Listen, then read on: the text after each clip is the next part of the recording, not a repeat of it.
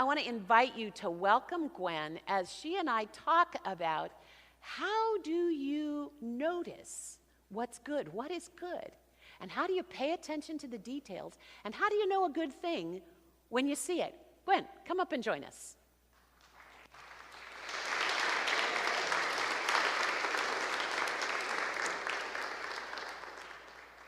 And just so you'll know, Gwen also happens to be Zadie's mom, which is not why Zadie won. Zadie won because Zadie is 3.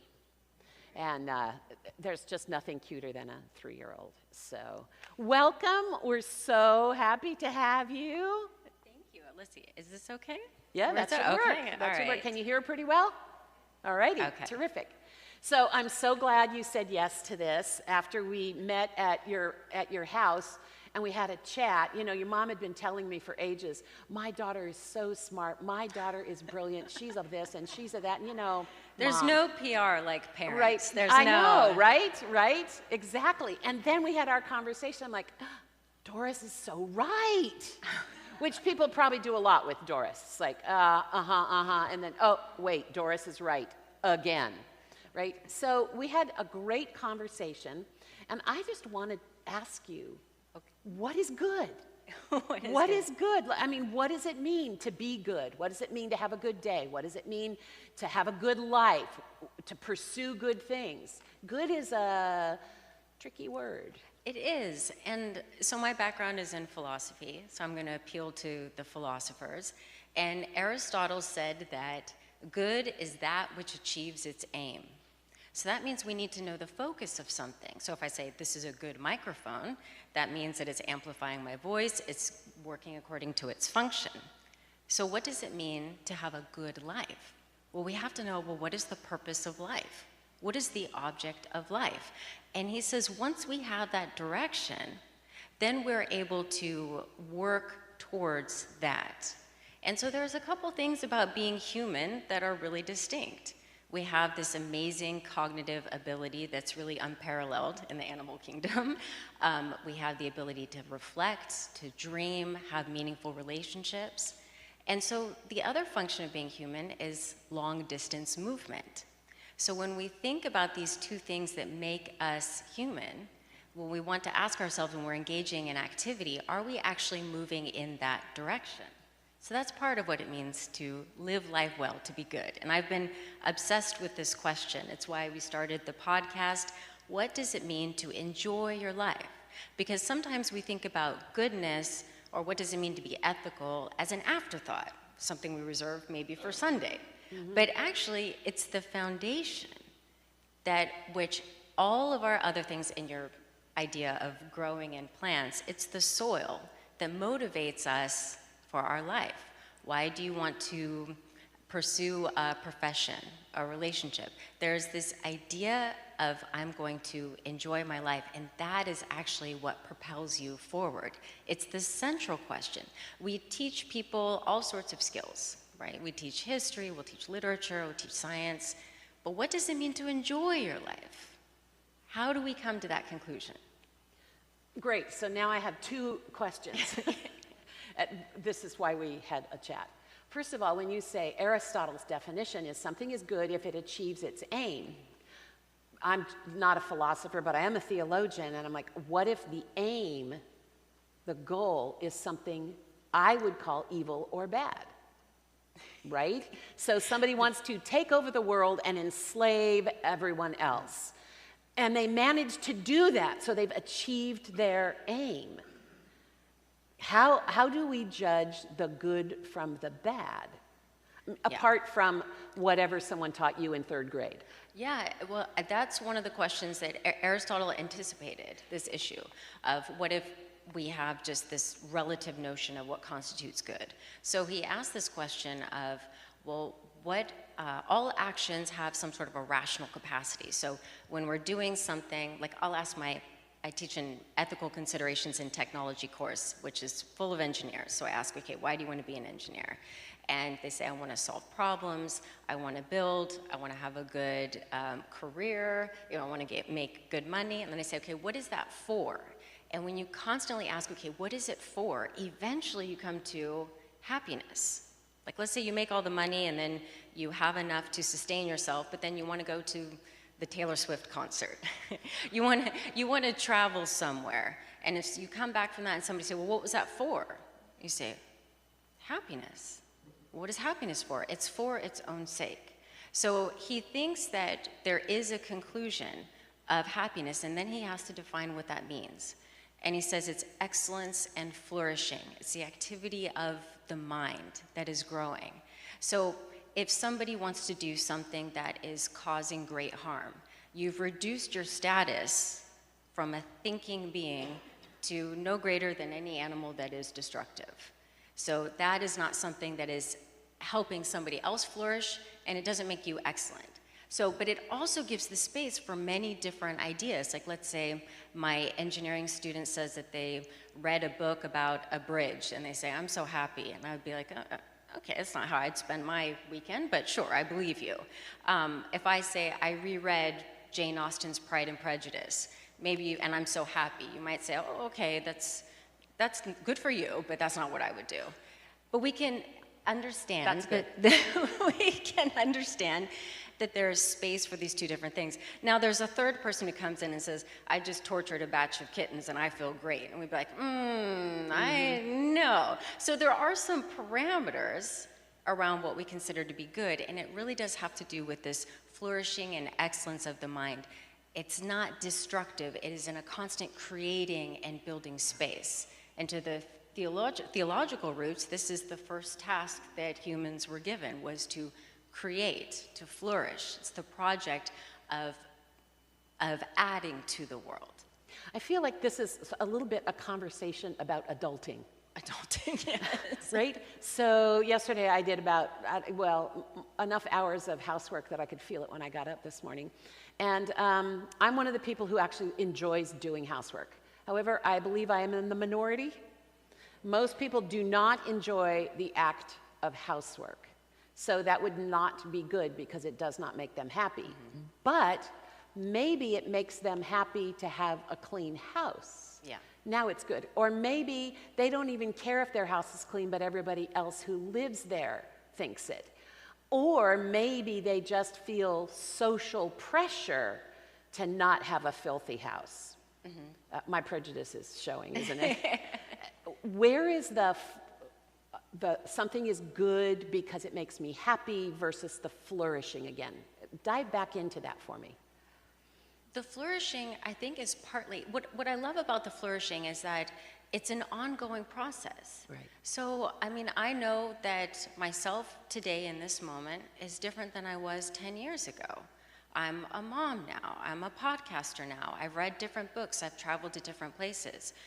10 years I'm going to be different because I'm going to have more experiences. So I love that flourishing is an ongoing process. Mm-hmm. And then the good are those steps in between. I relate it to basketball. Let's just say that the overall objective of the game is to get more baskets than the other team. That's the overall objective. But in between, you have to make good plays in order to achieve that.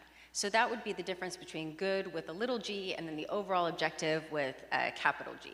And at least in basketball, the consequences of misbehaving are you lose points, you lose team members, you gain fouls, all that kind of, if only the rest of life was that. Yes. So in 10 years, I can tell you something that I can see into your future a little bit. Oh. And in 10 years, you're going to have a 13-year-old. Oh, God. Right? Wait, no, this is... So how do you explain to a 13-year-old who's now harder to talk to about complicated things, because Zadie right now, you tell her, this is good, this is bad, this is kind, this is unkind. Mm-hmm. And, you know, you're kind of trying to train her up a little bit. But by the time they're 13, they're talking back, at least mine were. And when I try to say, this is good, this is bad, this is kind, this is mean, what do they say? Why? Why? Says who? How do you explain to a 13-year-old? Well, I don't know. But I will say come back in 11 years. My hope, I genuinely hope this. I hope, you know, you mentioned kindness. I hope that she is kind. And I want to find out whatever her talents are, that I'm able to tap into that and to help it grow. But when I think about how I want her to be in the world, it's not a multimillionaire, it's not to be drop dead gorgeous, it's that I hope that she is kind to other people, and I want her to enjoy her life. So I think one of the struggles that I know from university, so these are, 18, 19, 20-year-olds, so not in the 13, but the pressure from social media is constantly bombarding them with ideas of how they are supposed to be and what they're supposed to enjoy and how they're supposed to pose. How are they going to get the most amount of likes? And the problem with that is that that's not nurturing one's own character growth.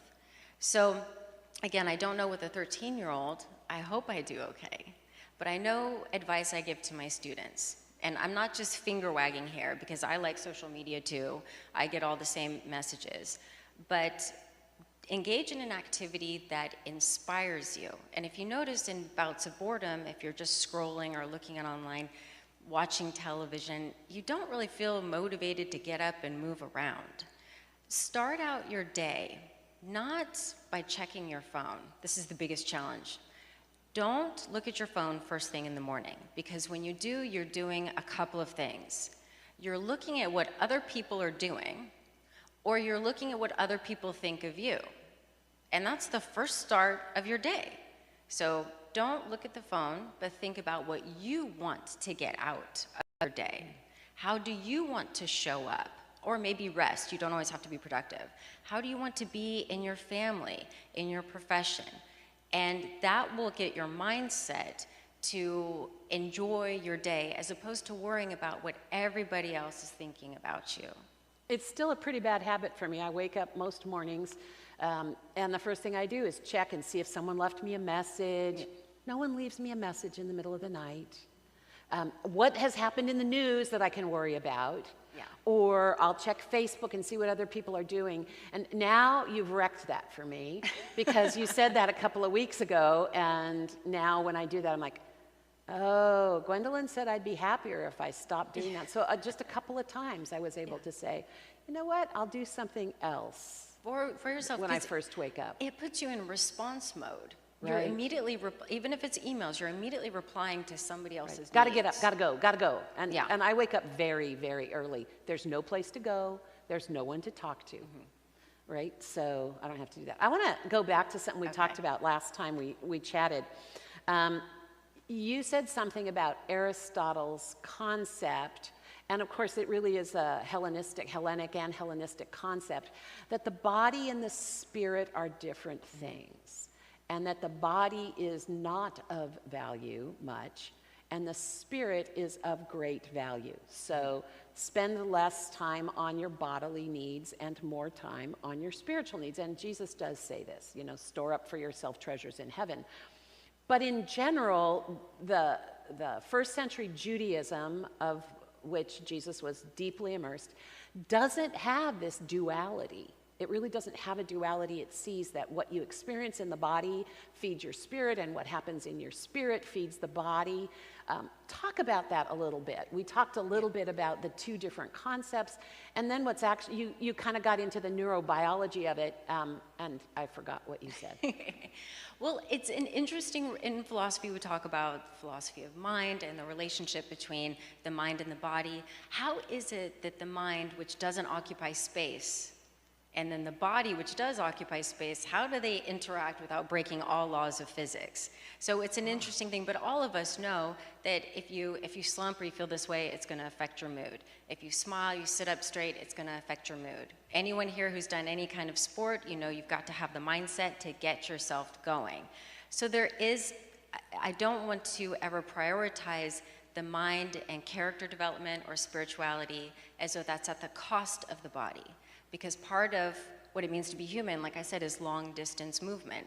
I mean, we're not designed to sit in a car and go through drive-thrus and then just eat real fast and then go. Like, you can go to the store, make yourself a meal, enjoy food with friends, with family. There are so many ways to honor your body that is also honoring your spirit. Whenever I feel stumped, I go for a walk. All the greatest thinkers, they went for walks. It can also enhance your relationships with your neighbors when you see them passing by, or with your loved one, or just allow yourself to walk and get those thoughts flowing. So there is a relationship there. My dogs would have a better relationship with me if I took them for more walks. Yeah. Tell us a little bit about what you know about how our thinking affects our body and how what we do with our body affects our thinking. You just barely touched on that a little. I remember when I was in high school, I was in a dance class. Don't think about that for very long. And the dance teacher always asked us before the performance to mentally go through what we were doing. She would put the music on and we were just to sit there and mentally go through what we were doing. Mm-hmm. I didn't understand that then. I think I understand it now. Yeah, I know in my own case, you know, all the images of growing up and being bombarded of images of what it meant to be good as a woman. So I'm in my body is to be skinny as possible at any cost, constantly thinking about that. And what it did is it made me wander through the world with this layer of self-consciousness that was interfering with me enjoying my life. And it took a really long time to snap out of that. And I had to have a mind shift. It wasn't until I was maybe 30 where when I was exercising, I started realizing this is what my body can do. And it built my self-esteem. Oh, I can run a 5K in this time. I can do this. And then also having my daughter Zadie, looking at my body as something that's remarkable, that can nurture and grow a life. And so there is this important element, I think, about appreciating how your body allows you to experience the world. Yeah. It lets you know when something's not right. It lets you know when something is right.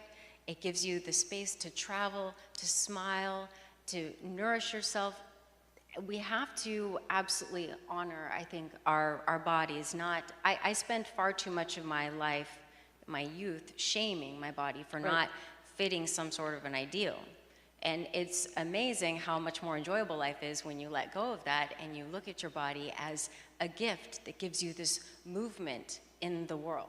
I recently did about a 90-minute workshop with about 60 women, and we were talking about body image. Mm-hmm. And the hardest shift for all of us was to remember that the most important thing about our body has nothing to do with what it looks like. Mm-hmm. The purpose of our body is not how it looks. Yeah. And the world around us says exactly the opposite. Everything that's important about your body is how it looks to other people. Women in particular, I would wager half the women here have had a stranger, a male stranger, say, "Smile, honey, you'll be prettier." And the first few times that happened to me, I was profoundly ashamed. And then, because I'm me, I actually said to some man, "I'm not here for you to look at. I don't exist for you." Right? I'm not here for you to look at. And so the fact that I'm walking down the street thinking about something besides do I look pretty, not only lasts until I see myself in the next store window, and then I go, oh my God, what happened to my hair? But it's true. There's this sense that from infancy, and I think men have a different version of the same thing. I don't think men escape body image issues in our culture any more than women do. Maybe it's noisier for women. But how do we learn that we are somehow inherently good, in addition to we are good because of good action or good choice or good intention? And this is why I think that moment to pause and reflect in the morning is so crucial when you're thinking about what you want to get out of the day. Because if you are living your life according to standards that you did not create and that are stifling you or getting in the way of you enjoying your life, then you have to let go. That's not easy, of course, right? That's not easy. But I think it's important to, what do I want to say? pay attention to what your body's telling you and what makes you feel good. But yeah, telling a woman to smile, it's obnoxious. Where that comes from is this idea that women exist as an object of beauty. And when you are not smiling, that means you're probably thinking. And you're not supposed to be thinking. I didn't think of You're that. supposed to be smiling so that everybody else can enjoy your beauty. And so for a woman to not be smiling, it's like she's got something on her mind. How dare she? And so that's what that idea comes from, is that you were supposed to be there and be pretty for me to look at. So no, ladies, you can go ahead and scowl a little bit if you want. You know, you can go ahead and laugh, but you've got something on your mind. Right. Yeah. But men, you don't get to scowl, because then we think you're angry and domineering and aggressive, you know. So everybody's got their version of what the world is telling them. So, you know, we really do have to pause and reflect, always accepting the, you know, it doesn't count if what you really want to do is torture kittens. So always, you know, that parameter. We talked a little bit about something having to do with this morning time, is having to do with teachability and humility, and how teachability and humility factor into figuring out what is a good life, what is a good day. So philosophy comes, it's the Greek term has two parts, philo, which means love, and sophi, which means wisdom. You've heard soph before, and like sophisticated, right? That love of wisdom presupposes that you are desiring and that there is something to achieve. And so when it comes to wisdom and knowledge, there is a humility that you don't have it. And so you're going out and looking for it. The moment you act as though you know everything, then you've lost that spirit of what it means to flourish and to continually grow. So for the ancient Greeks, being curious and being wise were also moral tasks. Because when you felt like your cup was full and you didn't have anything else to know, you were putting yourself at the level of the divine, who does have absolute omniscient knowledge. So one of the best ways to honor yourself is to start with, well, oh, I don't know this. I didn't know that I didn't know this, and I am going to grow and I'm going to learn more. So curiosity is a marker of wisdom, and wisdom is a marker of humility. It's something that can always grow. And that's such an achievement, because we know that our biology, our brain, our neuroscience biology creates humans as resistant to new ideas. We are just physically resistant. If you show someone absolutely incontrovertible facts, that some deeply held belief that they believe is absolutely provably wrong, not just an opinion, it's provably not true, then the part of their brain that thinks rationally doesn't light up. Yeah. So how do we become people who can be teachable, who can be humble, not humility, but humility that I don't know everything. Right. Except what I do know, you know, Exactly. and then I know that incontrovertibly. Well, you know, I think one of the things is that if we're holding on to a belief, even though there's evidence, maybe we've built our life around that belief. There might be a cost, and that we're afraid to let go of, that maybe we've built up our identity around some sort of an idea. I would say how to move in the path of curiosity is, well, I mean, I'm a bookworm, so I enjoy reading books with points of view of different people from around the world. And the beautiful thing about being human is that even though I'm in this space, I am in this body, I was born in a particular time with a particular first language, I can for a moment when I'm reading be transported and see the world in a different way.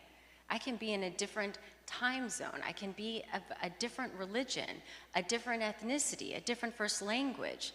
That's the beauty of reading. So what I think, and you can get this through art, through music, through traveling, so you don't have to be a bookworm like me. But I think one of the ways to open yourself up is to seek out a point of view that is different from yours. It doesn't mean you have to agree with it. It doesn't mean it.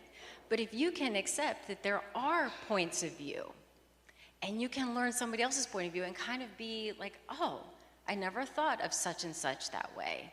And it just makes your world bigger. It makes life more exciting to know that there are different ways of existing and experiencing and looking at things. Terrific. Okay, I'm going to give 2 people a chance to ask a question. So if you have a question, get your hand up. Oh, come on. No questions? Because otherwise you're stuck with my questions. Okay, Walt? My question is, can you hear me? Yes. Okay, good. My question is, some things are good in a small quantity, but in a large quantity, they aren't. For example, a sip of wine might be good, but if you drink a bottle or 2, then it's going to hurt your liver and who knows. What else? Oh, we're not supposed to do that? No, I'm just kidding. Yes, this is where moderation, and I think tapping into your body. So even after, let's just say, a meal, if you don't feel like getting up and walking after your meal, then you may not have actually nourished your body. You know, so if you're having a bottle or 2 of wine, are you really nourishing yourself? So we want to find the moderation that makes sense for us, and that does mean that we have to be very much aware. Same thing with the kind of media that you consume. Now that I'm in the media business with the podcast, I understand that people's attention is something that I am aiming for, and I understand everybody else's on social media, the news. It's not for free. Somebody is buying your attention. So where are you putting your attention, and does it make you outraged and angry at the world? Or does it make you feel good and pleasant? So everything in moderation, but the only way to find that moderation is to pay attention to how you feel after you have that experience, I think. Yeah, and we certainly have all learned that outrage gets people to the polls, outrage gets people clicking on your whatever it is. I mean, you get maximum response if you can get someone outraged. Yeah. So that's a pity. Okay, one more question. Gigi. I wonder if she would recommend alternative activities to getting on my phone first thing in the morning. Alternative activities to getting on your phone first thing in the morning. We have to go back to 2000 or the late 90s, and it's So hard to even remember time a travel time. is your answer. So I want to be clear that I enjoy my phone too. You know, I had a chance to study in Belgium, and I still keep in touch with friends I met there through social media. So I'm not anti-social media, but there are studies to show that the more time you spend on it, your levels of depression will increase if you're spending a lot of time, because then you're doing the comparison game. So I would say, first thing in the morning, you could listen to music, try a new yoga pose, go outside, water the plants, wash your face, just do something, or even have a journal right next to your bed. Get a old-fashioned pen and paper and just write down how you want to be in the world today. And I like this is a quote from Tolstoy, that to be happy, be. And I thought, well, what in the world does that mean? What it means is that I suggest scrapping the to-do list, and I know that sounds very scary for a lot of people. We all have our to-do list. I used to measure things by how much I got done. But when I think about how I want to be a good professor. I want to honor my students. I want to be a good scholar. I want to be a good mother. I want to be a good friend, a good daughter. I want to be a good podcaster. And when I think about how I show up, how I want to be in that way, the to-do list is implied, but it anchors me with a sense of purpose. So start out the day thinking about how you want to show up in the world. Which is why virtually every religious and spiritual tradition involves some kind of morning practice. That does not include getting on your phone. I have one last question for you.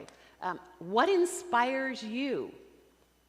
What inspires me? So it changes, but because I really enjoy reading, and if I ever feel like I'm in a slump, I'll pick up a biography or a memoir of extraordinary people, and you can see the trajectory of somebody's life, the struggles, the obstacles, the things that they overcame, and it's stunning. It really puts things into perspective, and that motivates me. But also motivating me is my daughter. So I wouldn't have answered that question the same 5 years ago.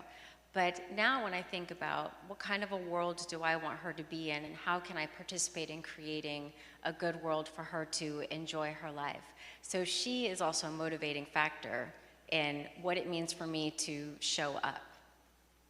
Thanks. Thank you. Can you say thank you? Thank you.